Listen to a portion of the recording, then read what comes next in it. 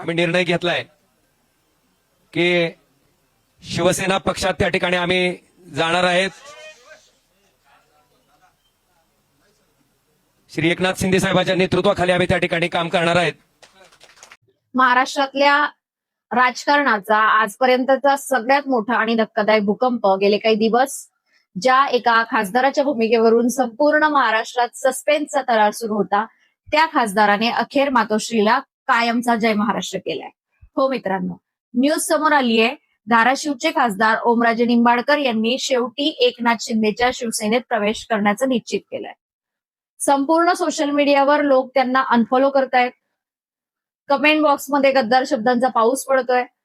पण या सगळ्या जनक्षोभाची पर्वा न करता ओमराजेंनी हा एवढा मोठा आणि कोणालाही न पटणारा निर्णय घेतला. का घेतला? त्यांनी जाहीरपणे म्हटलेलं ते एक वाक्य ज्याने निष्ठावंतांच्या काळजाचा ठोका चुकवलाय. नक्की काय आहे ऑपरेशन टायगरचं अंतिम सत्य? हा व्हिडिओ शेवटपर्यंत बघा, कारण पुढच्या काही मिनिटात महाराष्ट्राच्या राजकारणात पडद्यामागे घडलेल्या अशा काही गोष्टी बाहेर येणार आहेत ज्या ऐकून तुमचं डोकं चक्रावून जाईल. तर मित्रांनो, राजकारण हे अत्यंत निष्ठुर असतं असं म्हटलं जातं आणि आज त्याचा प्रत्यय संपूर्ण महाराष्ट्राला येतोय. शिवसेना ठाकरे गटातील 6 खासदार फुटणार आणि शिंदे गटात जाणार अशा चर्चांना गेले काही दिवस बाजार गरम होता. उधाण आलं होतं. या मोहिमेला नाव दिलं गेलं होतं ऑपरेशन टायगर.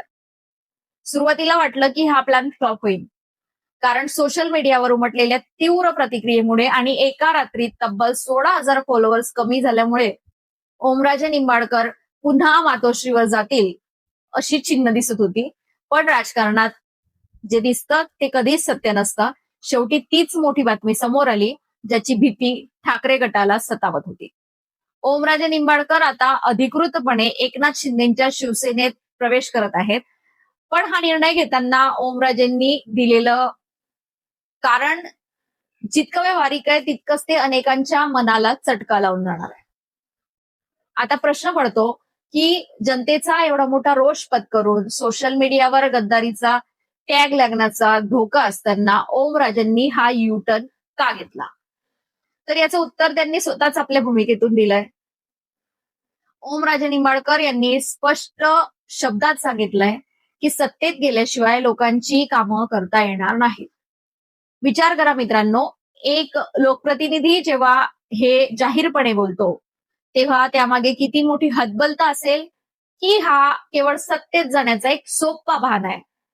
खासदार म्हणून निवडून आल्यानंतर मतदारसंघाचा विकास करायचा असेल तर केंद्रात आणि राज्यात सत्ता असणाऱ्या पक्षासोबत जाण्याशिवाय पर्याय उरला नव्हता, असं ओमराजेंचं म्हणणं आहे.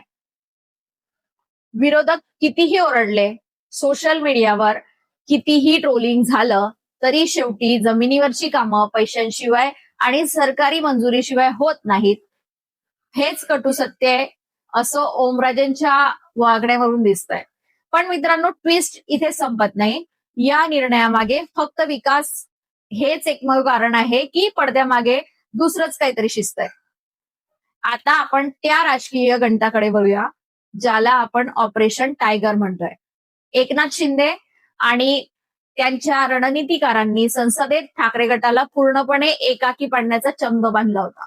कायदा सांगतो की पक्षांतर बंदी कारवाई टाळायची असेल तर 2/3 खासदारांचा गट वेगळा व्हावा लागेल. जर 6 पैकी 1 जरी खासदार मागे फिरला असता तर हा डाव उलटला असता.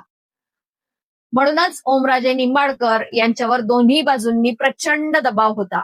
एकीकडे मातोश्रीचे दूत वरुण सरदेसाई आणि आमदार कैलास पाटील यांनी पुण्यात त्यांची भेट घेऊन उद्धव ठाकरेंचा भावनिक निरोप त्यांना दिला होता. तर दुसरीकडे धाराशिवच्या भूम परांडा मतदारसंघातील त्यांच्याच प्रमुख पदाधिकाऱ्यांनी आणि कार्यकर्त्यांनी त्यांच्या भोवती तटबंदी रचली होती. कार्यकर्त्यांचं म्हणणं होतं, साहेब, विरोधी बाकावर बसून जनतेचे प्रश्न सुटणार नाहीत, आपल्याला सत्तेत जावंच लागेल.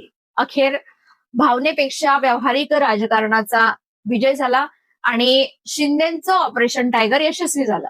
ओमराजे निंबाळकर यांच्या या निर्णयाचे विश्लेषण करताना आपल्याला त्यांच्या भूतकाळात जावं लागेल.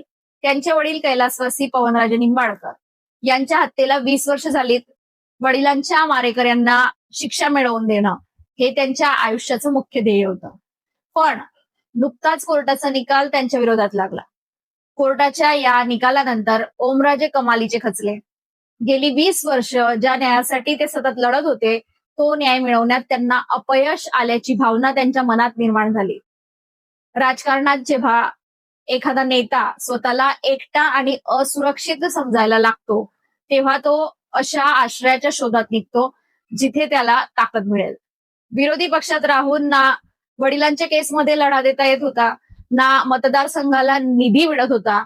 त्यातच स्थानिक स्वराज्य संस्थांच्या निवडणुकीत मिळालेल्या पराभवाने त्यांना जाणीव करून दिली की फक्त निष्ठेवर निवडणुका जिंकता येत नाहीत, त्यासाठी सत्ता आणि पैसा दोन्ही लागतो. पण यामुळे एक नवीन चर्चा सुरू झाली आहे. जनतेने ओमराजेंना शिवसेनेच्या मशाल चिन्हावर आणि उद्धव ठाकरेंच्या चेहऱ्यावर मतदान केलं होतं. त्यामुळे सोशल मीडियावर नागरिक विचारतायत, सत्तेत गेल्याशिवाय कामं होत नाहीत, पण निवडून येताना विरोधी पक्षात का होता? एका रात्रीत 16,000 लोकांनी त्यांना अनफॉलो करणं हा केवळ आकडा नाही, तर तो जनतेच्या विश्वासाला गेलेला तडा आहे. पण दुसऱ्या बाजूला त्यांच्या या निर्णयामुळे ठाकरे गटाला संसदेत किती मोठा फटका बसणार आहे याचा अंदाज बांधणंही कठीण आहे. हा निर्णय ओमराजेंना राजकीय दृष्ट्या जिवंत ठेवणार की त्यांची कारकीर्द संपवणार हे येणारा काळच आता ठरवेल. तर मित्रांनो, महाराष्ट्राच्या राजकारणातील हा सस्पेन्स ड्रामा आता एका अंकावर येऊन थांबलाय. खासदार ओमराजे निंबाळकर यांनी अखेर मातोश्रीची साथ सोडून वर्षा बंगल्याची वाट धरली आहे. त्यांनी दिलेल्या सत्तेच्या आणि विकासाच्या कारणांमध्ये तथ्य आहे की केवळ एका नेत्याची राजकीय हतबलता. हे जनता नक्कीच ठरवेल. राजकारणातील निष्ठा आता फक्त नावापुरता उरलीये का? हाच मोठा प्रश्न आज प्रत्येक मतदाराच्या समोर उभा आहे. मित्रांनो, ओमराजे निंबाळकर यांनी घेतलेला हा निर्णय तुम्हाला पटला का? सत्तेत गेल्याशिवाय काम करता येत नाही हे त्यांचं समर्थन योग्य आहे की ही मतदारांशी केलेली गद्दारी आहे? तुमची रोखटोक आणि प्रामाणिक मतं मला खाली कमेंट बॉक्समध्ये नक्की कळवा. महाराष्ट्रातील राजकारणाच्या अशाच वेगवान घडामोडींचे सखोल विश्लेषण पाहण्यासाठी या व्हिडिओला लाईक करा, शेअर करा आणि चॅनलला सबस्क्राईब करायला विसरू नका. भेटूया पुढच्या एका अशाच खळबळजनक व्हिडिओमध्ये. तोपर्यंत धन्यवाद.